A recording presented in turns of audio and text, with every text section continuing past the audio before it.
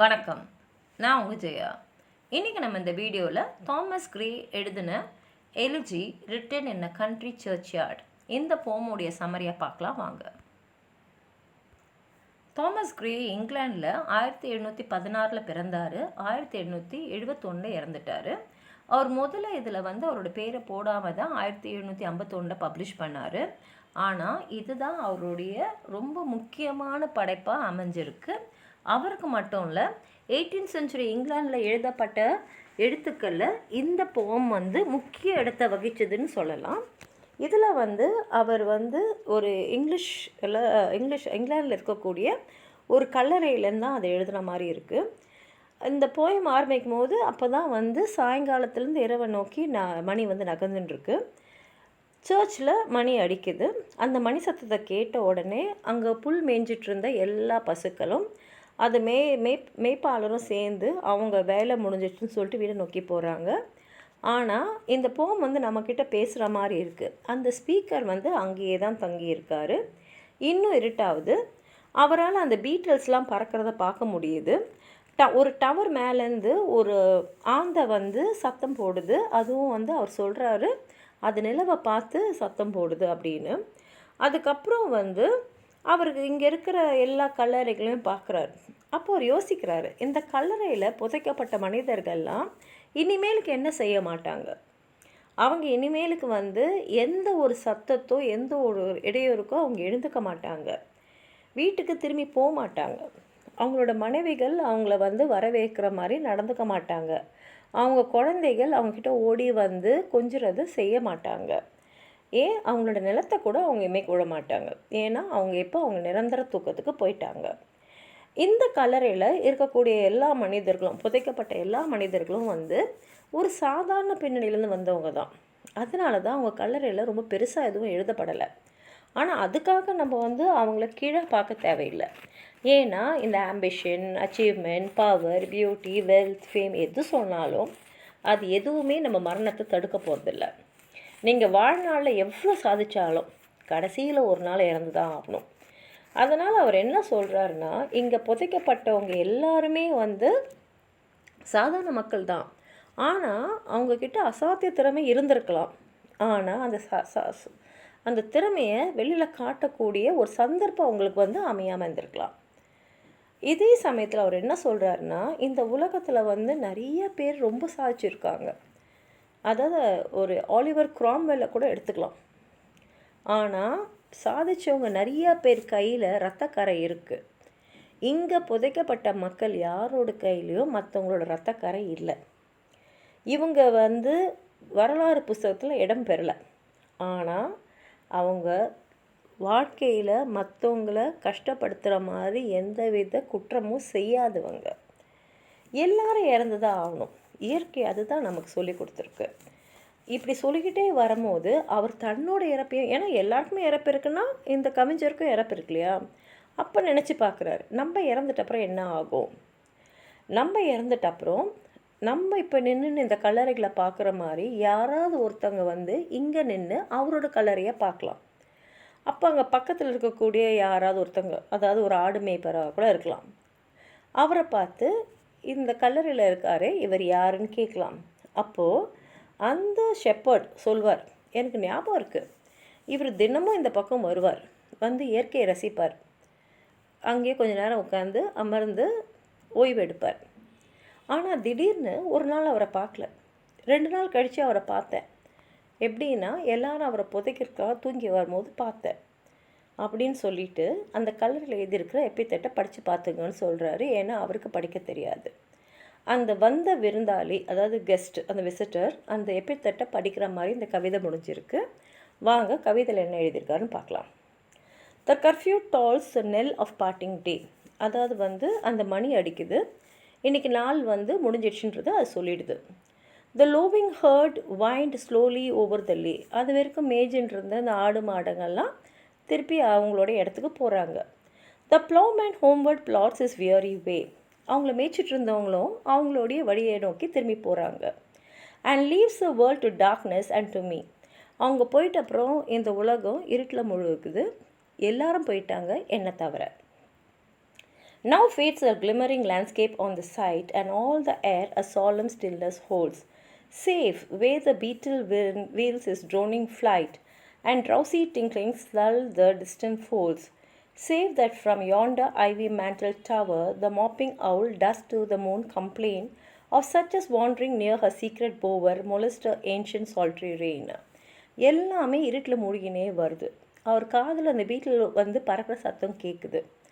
தூரத்தில் இருக்கிற ஒரு ஐவரி மேண்டல் டவர்லேருந்து இருக்கிற அந்த மூணை பார்த்து நிலவை பார்த்து கம்ப்ளைண்ட் பண்ணுது. இந்த மாதிரி என்னுடைய தனிமையை நீ வந்து எட்டி பார்த்து கெடுக்கிற அப்படின்னு சொல்லி. Beneath those rugged elms that you trees shade, where heaves the turf in many a mouldering heap, each in his narrow cell forever laid, the rude forefathers of the hamlet sleep. எல்லாத்துக்கும் கீழே இந்த மரங்களுடைய நிழலில் ஒரு அந்த புதைக்கப்படும் போது அந்த மேலே ஒரு மோல்டாக இருக்கும் இல்லையா, அந்த மாதிரி இடத்துல பார்த்திங்கன்னா ஒரு செல்லுலேயும் ஒருத்தர் படுத்துன்னு இருக்காங்க. யாருன்னா இப்போ இந்த கிராமத்தில் இருக்கிறவங்களுடைய முன்னோர்கள். அவங்கள ஹேம்லெட்டுன்னா வில்லேஜ் கிராமம். இந்த கிராமத்தை சேர்ந்த ஒருத்தனோட முன்னோர்களும் ஒரு கல்லறையிலையும் படுத்துட்டுருக்காங்க. The breezy call of incense breathing morn, the swallows twittering from the straw-built shed, the cock's shrill clarion or the echoing horn, no more shall rouse them from their lowly bed. இப்போ படுத்துக்கிறவங்கள இந்த மாதிரி எந்த சத்தமும் இனிமேலுக்கு எழுப்பாது. For them no more the blazing hearth shall burn, or busy housewife ply her evening care.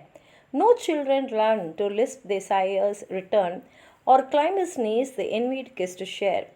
இவங்களுக்காக இனிமேலுக்கு அவங்க அடுப்பில் வந்து எதுவுமே வந்து சமைக்கப்படாது. அவங்களுடைய ரொம்ப பிஸியாக இருக்கக்கூடிய ஹவுஸ் ஒய்ஃப் அவங்கள வந்து கவனிக்கிறதுக்காக காத்துட்டுருக்க மாட்டாங்க.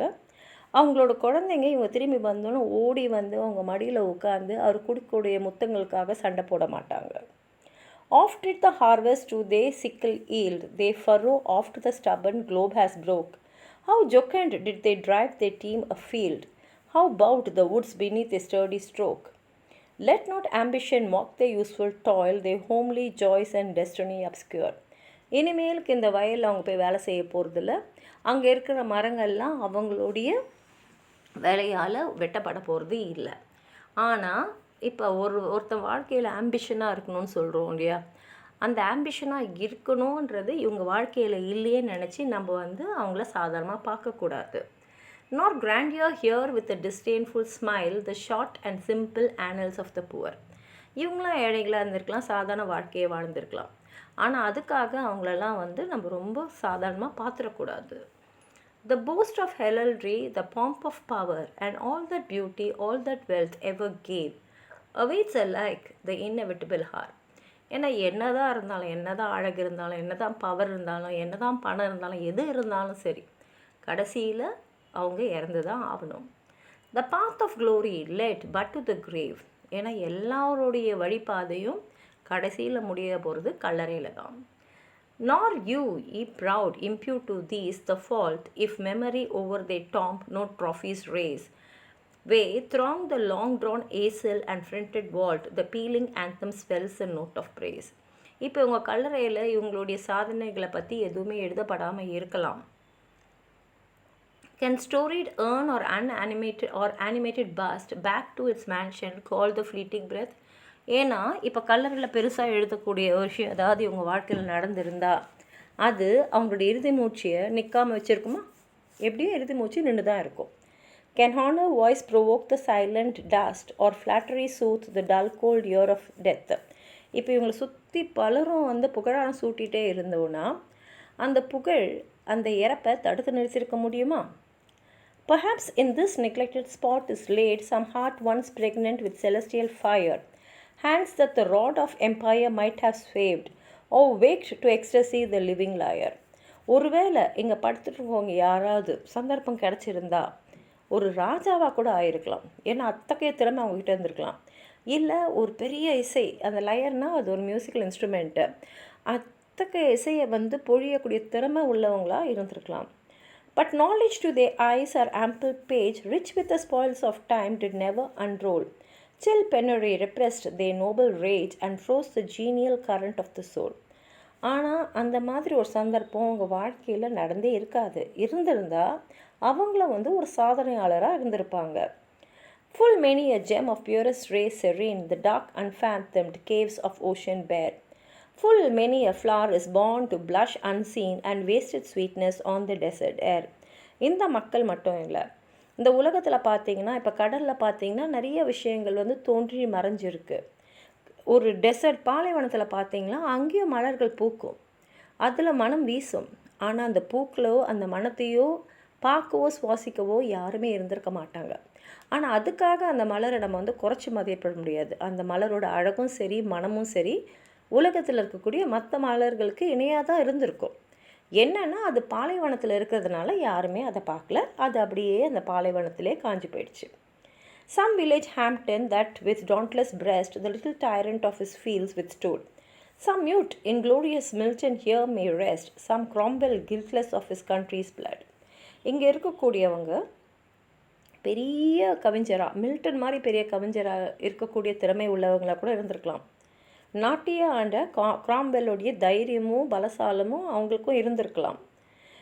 That applause of listening senates to command, the threats of pain and ruin to despise, to scatter plenty over a smiling land and read their history in a nation's eye. They lot forbade, nor circumscribed alone, their growing virtues, but their crimes confined, forbade to wade through slaughter to a throne, and shut the gates of mercy on mankind, the struggling pangs of conscious truth to hide, to quench the blushes of ingenious shame, or heap the shrine of luxury and pride with incense kindled at the muse's flame. ஆனால் இவங்க கையெல்லாம் இரத்தக்கார படையாதது, மற்றவங்களுக்கு எந்த தீங்கும் செய்யாதது. இவங்க வாழ்க்கை ரொம்ப அமைதியாகவும் சாந்தமாகவும் மகிழ்ச்சியாகவும் தான் மறைஞ்சிருக்கே தவிர இவங்க புகழ்பெற்றவர்கள் இல்லை. ஆனால் யாருடைய வாழ்க்கையிலும் எந்த வித துயரையும் ஏற்படுத்தாதவங்க அப்படின்றாரு. Far from the maddening crowd's ignoble strife, their sober wishes never learned to stray. Along the cool squattered vale of life, they kept the noiseless tenor of their way. இவங்க அவங்க வாழ்க்கையில் எந்த விதமான தேவையில்லா சத்தங்களும் இல்லாமல் அமைதியாக வாழ்ந்தவங்க. Yet even these bones from insult to protect some frail memories still erected nigh, with uncouth rhymes and shapeless sculpture decked, implores the passing tribute of a sigh. இவங்க வாழ்க்கையில் இவங்க சாதிச்சதை எதுவும் சொல்கிற மாதிரியோ இல்லை இவங்களுக்கு சிலை எழுப்பியோ இங்கே நடக்கலை.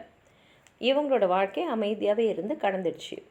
They name their years spelt by the unlettered muse, the place of fame and elegy supply, and many a holy text around she strews that teach the rustic moralist to die. இவங்க வாழ்க்கை வந்து சாதாரண அந்த கிராமத்து rustic லைஃப்பை தான் வாழ்ந்துட்டு அப்படியே வந்து இவங்க இறந்துட்டாங்க.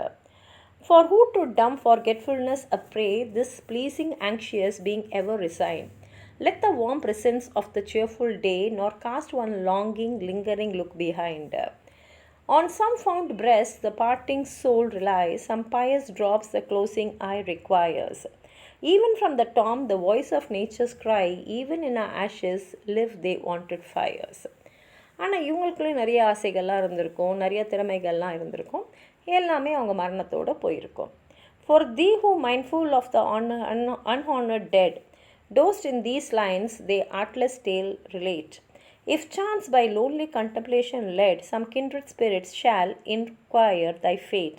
Happily some hoary-headed swain may say, oft have we seen him at the peep of dawn, brushing with hasty steps the dews away, to meet the sun upon the upland lawn. அப்போ அவர் நினச்சி பார்க்குறாரு, நான் இறந்துட்ட அப்புறமும் என் கல்லறையை பார்த்து யாராவது ஒருத்தங்க இவர் யாருன்னு கேட்டால் அப்போ அங்கே இருக்கக்கூடிய யாராவது ஒரு வயசானவங்க சொல்லலாம், நான் அடிக்கடி அவரை பார்த்துருக்கேன், காலையில் அப்படியே எழுந்து வந்து அப்படியே வந்து இந்த இடத்தெல்லாம் சுற்றி இந்த இயற்கையை பார்ப்பார். There at the foot of yonder nodding beach that reaches its old fantastic roots so high, his listless length at noontide would be his stretch and pour upon the brook that babbles by. அவர் இந்த இடத்துல தான் வந்து கொஞ்ச நேரம் உட்காருவார். உட்காந்து பக்கத்துலேயே ஓடுற ஒரு ஓடையோடைய சத்தத்தெல்லாம் கேட்டுக்கிட்டு அப்படியே வந்து ஸ்ட்ரெச் பண்ணி கொஞ்ச நேரத்தை அப்படியே இயற்கையோடு ரசிச்சுன்னே கழிப்பார். Hard by yon wood, now smiling as in scorn, muttering his wayward fancies he would rove, now drooping, woeful wan, like one forlorn, or crazed with care, or crossed in hopeless love. One morn I missed him on the accustomed hill, along the heath, and near his favourite tree. Another came, nor yet beside the rill, nor up the lawn, nor at the wood was he. The next with dirges dew in sad array, slow through the churchway path we saw him borne. ஒரு நாள் நான் வந்து அவரை miss பண்ணேன். அதுக்கப்புறம் 2 நாள் கழித்து பார்த்தா அவர் வந்தார்.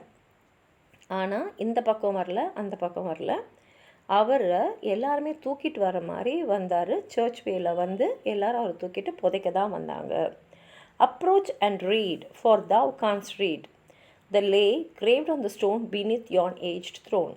அதே மாதிரி இந்த கலரில் தான் அவர் புதைச்சிருக்காங்க. அதில் என்ன எழுதியிருக்குன்னு படித்து பார்த்துங்க, ஏன்னா எனக்கு படிக்க தெரியாது அப்படின்னு அவர் சொல்கிற மாதிரி இவர் நினச்சி பார்க்குறாரு. அந்த கலரில் என்ன எழுதியிருக்குன்னா, the epitaph. Here rest his head upon the lap of earth. இதோ இங்கே தான் படுத்துட்டுருக்கார், இந்த பூமியோடைய மடியில் தான் படுத்துட்ருக்காரு. A youth to fortune and to fame unknown. இவரோட வாழ்க்கையில் ஃபார்ச்சூனோ புகழோ அதெல்லாம் அவர் பார்த்ததே இல்லை. Fair science frowned not on his humble birth. அவர் ஒரு சாதாரண பிறவியாக தான் பிறந்தார். And melancholy marked him for a wound. அவர் வாழ்க்கையில் பார்த்தீங்கன்னா ஃபேர் சயின்ஸ் அவரை பார்க்கவே இல்லை. அறிவாளியாக அவர் பெரிய அறிவாளியாக இல்லை. melancholy தான் அவரோட வாழ்க்கையில் இருந்தது. Large was his bounty and his soul sincere. Heaven did a recompense as largely sent. He gave to mystery all he had a tear. அவரோட வாழ்க்கையில் பார்த்தீங்கன்னா அவரோட சோல் ரொம்ப சின்சியராக இருந்தது. கடவுள் வந்து அவருக்கு நிறைய விஷயங்கள் அமைச்சிருந்தார். ஆனால் அவர் வந்து அனுபவிச்சதெல்லாம் மிஸ்ட்ரி தான், கண்ணீர் தான். He gained from heaven, it was all he wished a friend. அவர் வாழ்க்கையில் என்ன வேணும்னு கடவுள் கிட்ட கேட்டார்னா ஒரு நண்பர். No father seek his merits to disclose or draw his frailties from their dread abode. வேறு எதுவுமே அவரை பற்றி பெருசாக சொல்கிற மாதிரிலாம் அவர் எதுவுமே அவர் வாழ்க்கையில் பார்க்கல. They alike in trembling hope repose the bosom of his father and his God. கடைசியில் அவர் நல்ல வாழ்க்கையை வாழ்ந்துட்டு அவருடைய தந்தைக்கிட்ட, அதாவது கடவுள்கிட்ட போய் சேர்ந்துட்டாரு அப்படின்றது தான் அவரோட கலரில் எழுதியிருக்குன்னு சொல்லி இந்த கவிதையை முடிச்சிருக்காரு. உங்களுக்கு எதாவது சொல்லணும்னு நினச்சிங்கன்னா கீழே இருக்கிற கமெண்ட் பாக்ஸில் எழுதுங்க. இந்த வீடியோவை லைக் பண்ணுங்கள், உங்கள் ஃப்ரெண்ட்ஸோடு ஷேர் பண்ணுங்கள். சப்ஸ்கிரைப் பண்ணாதவங்களாம் ப்ளீஸ் சப்ஸ்கிரைப் பண்ணி சப்போர்ட் பண்ணுங்கள். நன்றி.